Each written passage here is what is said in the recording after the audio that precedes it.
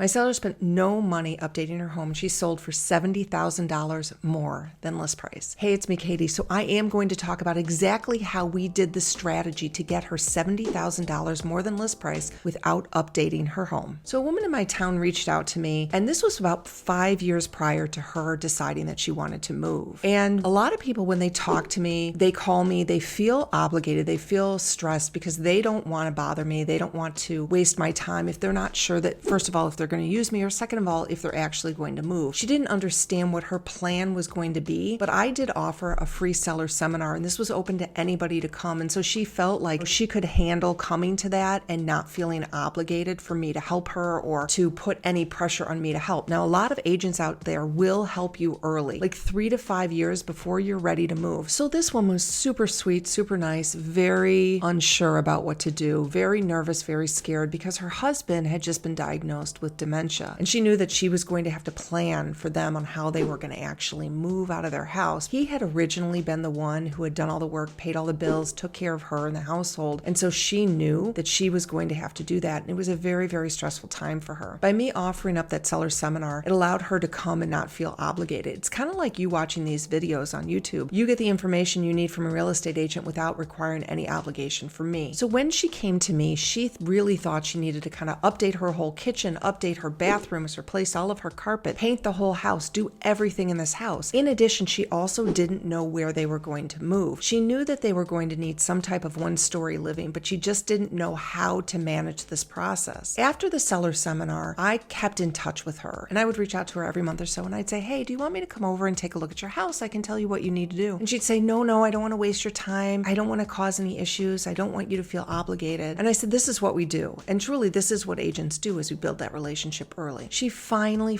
let me come over about a year after I had met her for the first time. When I came in, she had this whole big plan. I'm going to rip out these cabinets. I'm going to redo the kitchen. I'm going to redo the bathrooms. I think I need to redo the hardwood floors. I'm going to replace all the carpet. And I was like, whoa, just stop. Just stop. The reason why I told her to stop was because the home was in great condition, truly fantastic condition. She had maintained it. Her and her husband over the course of the past few years had replaced pretty much every mechanical in the house. They also had a pool. They had taken very good care of it. The house was immaculate. It was super clean. If you've watched my videos, you know that I talk about having really clean homes and the mechanicals that are updated, no deferred maintenance. So when I walked in, I could tell that the home had no deferred maintenance. Now, it was dated. It was a little dated. There was some older carpet. The kitchen wasn't exactly like a young millennial would want in the home. However, she really felt like she needed to update everything in order to sell her house. And I said, you do not need to do that. And let me tell you why. Your house right now has a kind of a small kitchen, and most likely a buyer's going to come in and blow out this main wall that was between the kitchen and the family room. And I said, for you to put in $50,000 and redo the kitchen, it's not going to be exactly what the buyers are going to want. And they're going to be okay understanding that. And I'd rather have them take the risk of putting in the money than you taking the risk and us not being able to get it out of the house when you go to sell. So she understood that. And I said, the best thing you can do is paint. And she said, that's it? I said, truly, your house just needs a fresh coat of trendy paint. If you want my paint colors, they're down below. Also, you can download my seller's playbook, which does have all the updates that I'm talking about. The link is below if you want to download that. So she also had a question, which a lot of people ask me, is about hardwood floors. And she said, our hardwood floors are not in great shape. I feel like we should refinish them. And I was like, oh my gosh, refinishing hardwood floors is like the hardest thing to do because you have to remove all of the furniture. You have to put it somewhere. It's very stressful. Not to even talk about the fact that it's expensive too, just to redo the hardwood floors because there's scratches on them. I will tell you, most buyers do not look at those hardwood floors the way that you and I look at them. We can see a lot of scratches in our hardwood floors and we really think somebody's going to want this all redone. However, most likely somebody's going to come in when the house is empty and redo the floors themselves. So while they may look bad, don't worry about it because hardwood floors shoot well in pictures. That's also why you should pull up any carpet that has hardwood underneath it, even if the floors are not in great condition. I'm telling you, hardwood just shows better. It really doesn't matter the condition. So by me going to this appointment with her, I took a lot of burden, a lot of stress off of her because she realized she was not going to have to manage projects, spend additional money, and update when she really didn't know what buyers were looking for. So then the next thing we needed to do was really find out what type of place she was going to go to. As I started showing her first floor ranch homes, she realized that a lot of work needed to be had in these homes. Now, Now, what I say to people usually is, should they start looking or should they start selling first? What do? Buy or sell? And if there is no place for you to go, you cannot sell your home. So I always recommend that you start looking at homes that are out there, because if there's no inventory for you, you have to change direction. Let's pretend that she had put her house on the market without actually looking at homes that were out there. She would have realized that those first floor master homes would not have worked for her because most of them needed too much work. In addition, she was going to have to close on her current home in order to buy another home, and the timing was just not going to work. And so this is one of the things I want you to do. I want you to sell with strategy. I want you to plan. And this can be years and years in advance. And this is why you need to bring in a real estate agent who is your partner, who is somebody who will work with you to kind of plan out this whole thing. So after we had spent about 6 months looking at homes, showing her homes, she realized this is not going to work. I cannot move into one of these homes with my spouse who's in this condition that he's in. She felt she couldn't manage it. So she needed to change direction. Now, it was about 3 years before she actually started talking to me a little bit more on an ongoing basis without feeling super obligated to me. So she decided at some point she had to move into some type of assisted living. By this whole 2-year process, she had made a plan. I was there for her. She felt comfortable emailing me. I gave her comps that were on the market in her neighborhood. And this is how I want you to work with that partner agent that you have. If you need an agent, reach out to me. I do have a link below. You can fill that out. And I can make sure I get you an agent in your community who specifically focuses on homes sold in your community. So once she decided that they were going to move into assisted living, that is where we kind of came into play. And she still believes she had to do some updates in her home. So me and my team went to her house and we gave her a consultation on what are we going to do to maximize the value of your home. And what we realized is that she was just under so much pressure and so much stress. She really needed to sell this home in one day. They could not manage the showings. She could not manage getting her husband out of the house. The stress of this was not worth the additional money. I always talk about this. What is the stress worth to you? How much is it worth to you? And it was not worth that much money to her in order to have more of a stressful time where it was done and over. That also meant that when we got an offer that she was not going to be super capable of handling inspection requests. So I knew that we had to make sure that the house was priced correctly in order to get multiple offers so that we could sell her house probably as is with a closing date that worked for her. Keep in mind, the higher the price that you put on your house, the less really negotiating room that you have, because you are in the winning position there. The buyers really will want a house if it's priced lower, and they will do whatever they have to do to get it, which might mean a rent back. It might mean a preferred closing date. It might be as is. It might mean they are dropping their mortgage contingency. So that's the benefit of going lower. You're going to say, well, of course, Katie, if you just price the house lower, it's going to sell for more money, right? Yes, sometimes it does happen. You really have to look at two numbers. You need to look at your appraised number and you need to look at the market value number. And the appraised number on her house, the appraised number is the number dollar for dollar, apples for apples, an appraiser would come in and say the house was worth. The house on paper was probably worth $625. Okay, $625 on paper, square footage, age, condition, location. That is what an appraiser probably would say the house was worth. Now, if we had listed it at $625, we might have gotten people coming in to say, yeah, it's worth this, maybe, but they knew they also had to do work because it was a little dated. So what we did is we went below the 600 mark. Now, I want you to keep in mind that anytime people are looking, they have a search set on their computer systems in their MLS, they are looking up to a certain amount. And those certain amounts are usually at the $50,000 mark and the $25,000 mark. Not as much, usually the $50,000 mark. So by putting it into that under 600 price bracket, I knew we were going to get people looking up to that 600 price point, even though the value of the home was worth more. People looking up to that price usually can maybe pay an additional amount of money, but they don't want to. So they're not looking at any homes. So you want to think about when you price your house, what number are you pricing it in to make sure you get the most views on the home? So we ended up pricing at $589, which was definitely a great deal on this home. Now, I knew for a fact there was zero chance it was going to go for $589. There was no chance. The market was hot, and I knew that the market value of the home was probably more than $625. Remember, that was the appraised value. I decided the market value was probably a little bit higher than that. I thought maybe the market value was maybe like a $635 on the home. So I knew that by going under 600, we were going to get a lot of people coming in. We were going to get multiple offers, and we were going to get the best offer for that house in this market with the best timing for her. So the plan that we put out for her was that she would have one single day of showings. We knew that was going to be hard on some of the buyers. Some people were out of town. Some people couldn't make it in from the city to see the house. We knew that was going to be the case. But my focus was on my seller to make sure that it was easy, simple, and we maximized her dollar. We got her the highest amount for the home in the least amount of time stress-free. Remember, I'm helping you sell easier, quicker, and for more money. And that was my goal when I did this for her. So our strategy, we went live on a Monday and we allowed showings starting Wednesday. And we allowed them pretty much all day Wednesday, and that was it. We didn't allow any other people into the house. She knew she could only get her husband out of the house for one day. She did not want that stress. And we had over 30 showings in one day on a weekday on a Wednesday because we had told people ahead of time, if you want to get into this house, you're going to have to make arrangements to get in on Wednesday. And so we did end up getting multiple offers, which isn't a surprise because we did market it below the appraised price and below the market value. People knew it was a great home in a great market. And remember, there was no deferred maintenance. So the fact that it wasn't updated didn't matter to people. They knew this was a great house. And remember, I always say this, all objections can be overcome by price, because anything that is an issue with your house, if you reduce the price, you will not hear any objections. We did not hear a single objection that the house was not updated, and that was all due to price. The market was going to tell us what the house was worth. Remember, appraised value is different than market value, and we knew that the market was going to tell us what this house was worth. So we were right. It was 6 offers that we received, and they were all over list price because everybody knew that anything under list price was not going to get the home because the home was undervalued in the market. So we got 6 offers, and we got 6 really, really good offers. We ended up getting an offer for $650. Now remember what I said to begin with. I thought that the appraised value of the home was $625. I thought the market value was $635. Now we got an offer for $650. We got an offer for $640, and then we got a couple other offers in the $620 range. So we did get offers for her to choose from. We chose the best financial offer with the best terms, and the best financial offer for her was the $650, and it was an as-is, meaning those buyers were not going to ask for anything to be repaired or a credit, and that was easier for her. In addition, they gave her the closing date that she really wanted, and so that for her was the way to do it. Now, you're going to say, Katie, you just listed the house low and you got above it.